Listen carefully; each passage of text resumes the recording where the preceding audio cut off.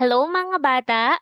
So sa videong ito, pag-aaralan natin kung paano mag-add ng integers. Pero bago yon, tingnan muna natin ano nga ba yung mga dapat nating matutunan sa video na ito. So sa video na ito, matututunan natin syempre kung paano mag-add ng integers. And then, ano ba yung mga dapat nating alam para matuto tayo kung paano mag-add ng integers? So, yun ay kung paano mag-add and subtract ng whole number. So, nung elementary tayo, natuto tayo kung paano mag-add and subtract ng integers. So, ia-apply lang ulit natin yun sa addition of integers. So, i-define muna natin ano ba ang integers. So, integers is a set of numbers na nag-i-include ng whole numbers.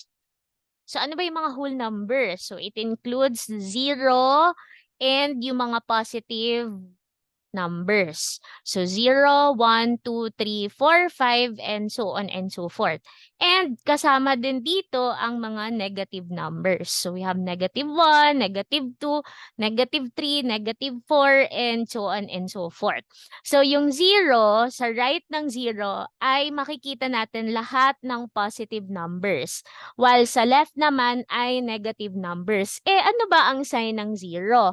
Take note na ang 0 is neither positive nor negative. Ibig sabihin po, walang sign ang 0. So, kaya pag sa exam, tinanong tayo, what is the sign of 0? So, ang isasagot po natin ay none. Okay? So, it's neither positive nor negative. Now, meron tayong iba't ibang methods in adding integers. So, tatlo na doon.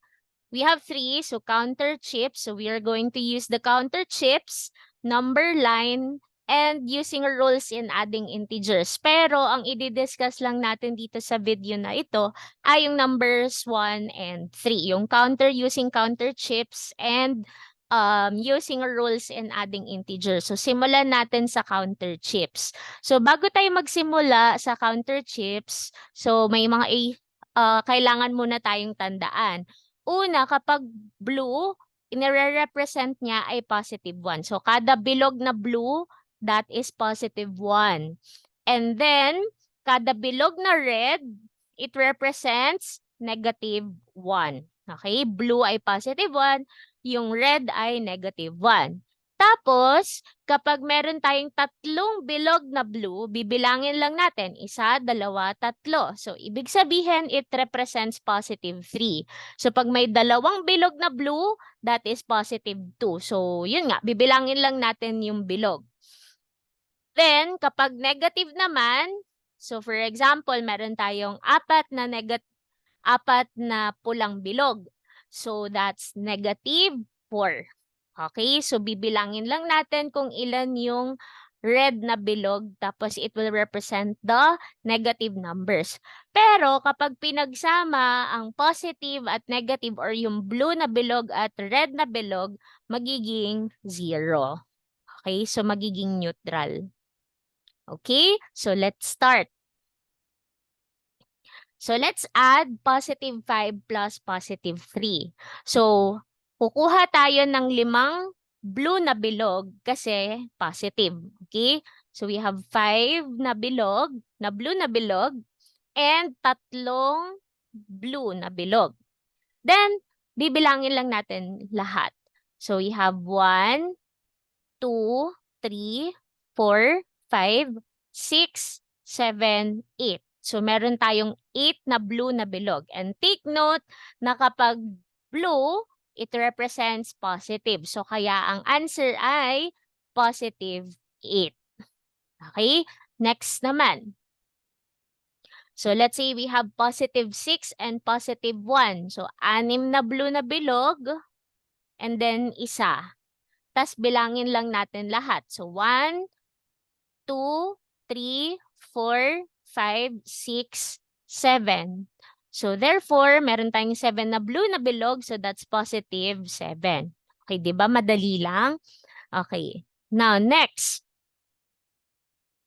Next given, we have negative 6 plus negative 2. So, kukuha tayo ng 6 na red na bilog at dalawang red na bilog. So 1, 2, 3, 4, 5, 6, and then 1, 2. Then bibilangin lang natin all together. So 1, 2, 3, 4, 5, 6, 7, 8. So merong 8 na red na bilog. So that's negative 8. Okay? Ayan. Next.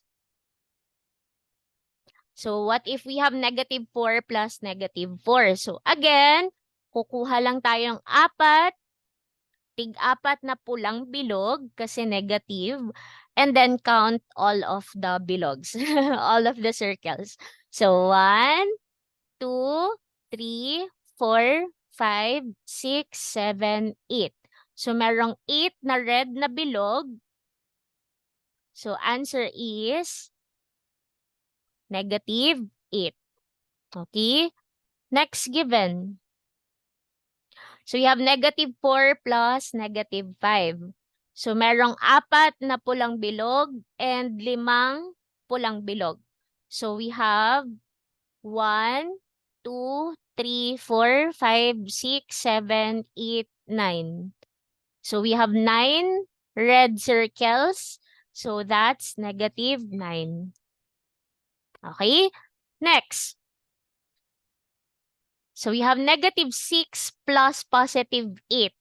So kuha tayo ng 6 na pulang bilog and then 8 blue na bilog. So 1, 2, 3, 4, 5, 6, 7, 8.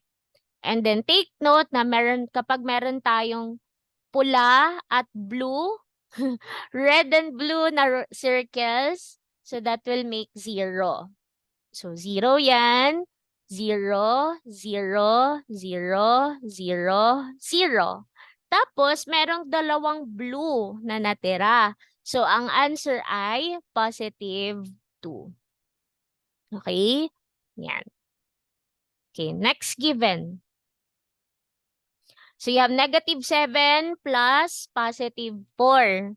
So, negative 7, so 7 pulang bilog and then 4 na blue. Tapos, ganun lang ulit. So, kapag may magkasamang negative at positive, 0 yon. So, 0, 0, 0. And then, merong naiwang 3 pulang bilog. Okay? So, that's negative 3. So, negative 7 plus positive 4, that's equal to negative 3. Alright. Okay, so pagsamasamahin natin lahat. So, positive 3 plus positive 5 plus positive 3, that's equal to positive 8. Positive 6 plus positive 1, that's equal to 7. Positive 7. Negative 4 plus negative 4 equals negative 8. And then negative 4 plus negative 5 equals negative 9. And then negative 6 plus positive 8 equals positive 2. And then negative 7 plus positive 4 equals negative 3. So, meron ba kayo nakikitang pattern? Because math is all about pattern, right? So, pag nakita niyo yung pattern, madali na lang yun para sa inyo. So, dapat magaling tayong maghanap ng mali. Joke. Dapat magaling tayong maghanap ng pattern. So, kung mapapansin ninyo, kapag parehas na positive, ang ginagawa is i-add lang yung number. So, 5 plus 3 is 8. 6 plus 1 is 7. Tapos, kokopyahin lang yung parehas na sign. Ganon din sa negative number. So, negative 4 plus negative 4, 4 plus 4 is 8. Tapos, kopyahin yung parehas na sign, so which is negative. Then, same lang sa negative 4 plus negative 5. So, 4 plus 5 is 9. Tapos, kopyahin yung negative 9. Pero dito, kapag magkaiba yung sign, so anong napansin? Ano kayang gagawin sa 6 at 8 para makuha yung 2? Tama. So, ima-minus natin. So, 8 minus 6 is 2. And then, kopyahin yung sign ng negative 6 ba o positive 8? So, di ba ang kinopya is positive? So, kasi mas mataas yung absolute value ng 8 kaysa sa absolute value ng negative 6. So, pag sinabi nating absolute value, yun yung distance ng number from 0. So, that's why it's always positive. So, absolute value of negative 6 is positive 6. Absolute value of 8 is 8. Okay? So, ayun. So, kaya 8 minus 6 is 2. Dito naman, 7 minus 4 is 3. Tapos, mas malaki yung 7 kesa sa 4. So, kaya kopyahin yung sign ng negative. So, doon na papasok yung pangatlong method or technique in adding integers, which is using rules in adding integers. Okay? So, kapag mas malaki, kapag same sign, so positive, positive equals positive, then negative plus negative is negative. So, yan. Parehas na negative.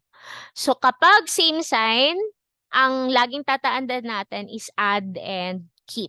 So, i-add natin yung numbers, tapos i-keep natin yung sign. So, magbigay tayo ng examples. Okay. So, for example, we have 10 plus 3. So, positive 10 plus positive 3. So, same sign, 10 plus 3, 13. Tapos, kopyahin natin yung sign. So, kaya answer is positive 13. Yan. Okay? Tapos, next, positive 8 plus positive 13. So, 8 plus 13, that's equal to 21. Tapos, since parehas ng sign, keep natin. Okay? So, positive 21. Okay? Then, next. So, 12, negative 12 plus negative 9, same sign ulit. So, keep natin yung same na sign. Then, 12 plus 9, that's equal to 21. So, negative 12 plus negative 9 equals negative 21. Okay, proceed tayo sa susunod. So, negative 20 plus negative 7, parehas ulit ng sign. So, keep, tapos add. 20 plus 7, answer is 27. Okay. Next. Kapag mas malaki si positive, tapos maliit yung negative, ang answer ay positive. Okay? Then, kapag mas malaki naman si negative, negative yung answer. So, ang rule, kapag different ang sign, subtract yung absolute value ng numbers and follow the sign of the integer with the larger absolute value. Okay? So, magbigay tayo ng examples. Okay, 23 plus negative 10. So, identify muna natin, ano mas malaki, 23 or 10? So, ang answer po ay 23, o, 'di ba? So, since mas malaki si 23 at positive yung sign, yan. So, kaya positive yung ating answer. And then, 23, subtract. So, 23 minus 10, so that's equal to 13. So, 23, positive 23 plus negative 10 is equal to positive 13. So, remember, pag magkaiba yung sign, tingnan mo na ano yung mas mataas na absolute value. Tapos, yun yung masusunod na sign. Tapos, subtract.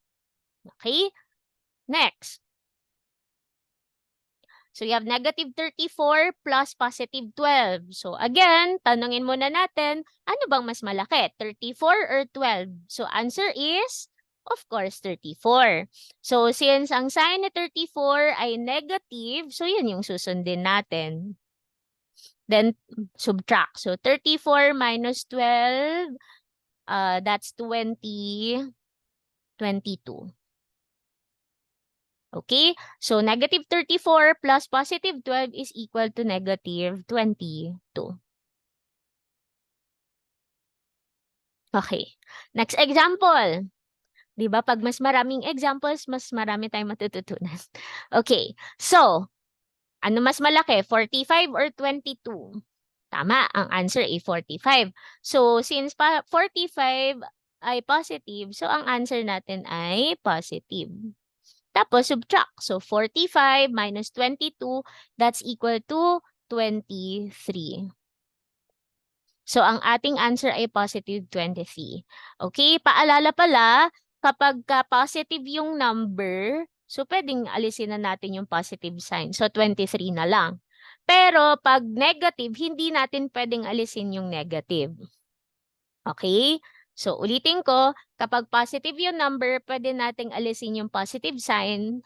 Pero pag negative, hindi pwede. Okay, so that is the end of the discussion. So, meron kayong makikitang Google Forms. So, pwede nyong sagutan yon. So, pwede kayong mag-quiz para i-check din kung meron kayong natutunan. And meron din akong i-attach na worksheet. Tapos, meron ding answer so that makapag-practice kayo ng maraming beses. Okay, so that's all for this video. I hope may natutunan kayo. Goodbye, everyone.